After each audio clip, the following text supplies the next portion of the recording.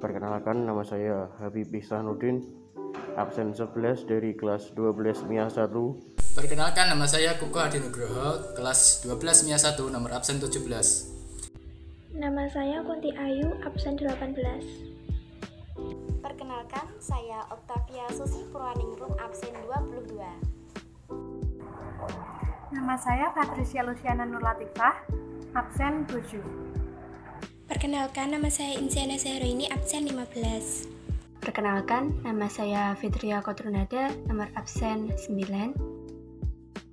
Teman-teman sekalian, bagaimana sih Islam itu bisa tersebar ke penjuru Indonesia?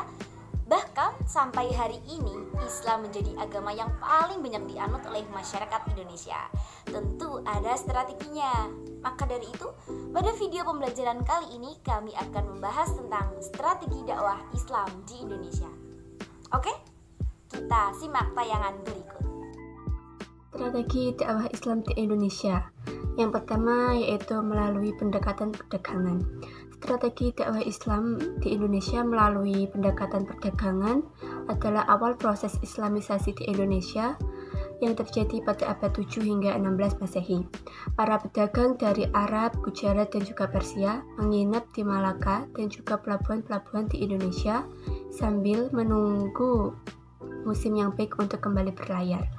Maka dari situlah terjadi interaksi atau pergaulan antara para pedagang dengan raja-raja, bangsawan, dan juga masyarakat setempat. Kesempatan ini digunakan oleh para pedagang untuk menyebarkan agama Islam. Perkawinan. Pedagang muslim yang masuk ke Indonesia mempunyai status sosial yang lebih tinggi ketimbang penduduk pribumi. Interaksi antar keduanya yang intens tidak jarang diteruskan dengan adanya perkawinan. Dalam prosesi perkawinan ini, pihak pribumi harus mengucapkan kalimat syahadat, sehingga perkawinan ini menjadi media yang efektif dalam penyebaran agama Islam. Contoh para ulama yang menikah dengan masyarakat pribumi, di antaranya Sunan Ampel yang menikah dengan Nyai Manila, Sunan Gunung Jati yang menikah dengan Putri Kaungaten, Raja Brawijaya yang menikah dengan Putri Campa yang beragama Islam, kemudian berputra Raden Patah, Raja pertama Kerajaan Demak.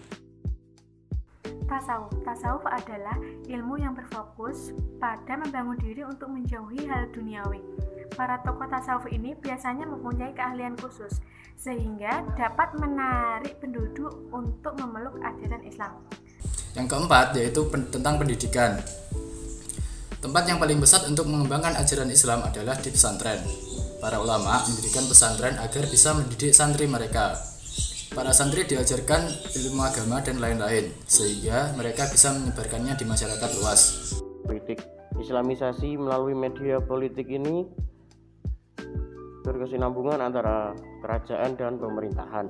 Jika rajanya masuk Islam, maka hampir seluruh rakyatnya juga masuk Islam. Contoh lain dari Islamisasi media politik adalah ketika kerajaan Islam melakukan penaklukan terhadap kerajaan-kerajaan non-muslim yang mengakibatkan kemenangan dan masyarakatnya pun masuk agama Islam. Islamisasi melalui kesenian yang paling terkenal adalah dengan mengadakan pertunjukan seni gamelan dan wayang. Sebagaimana diketahui bahwa kesenian wayang dan gamelan digunakan Wali Songo dalam mengembangkan ajaran Islam. Cara seperti ini banyak ditemui di Yogyakarta, Solo, Cirebon, dan lain sebagainya.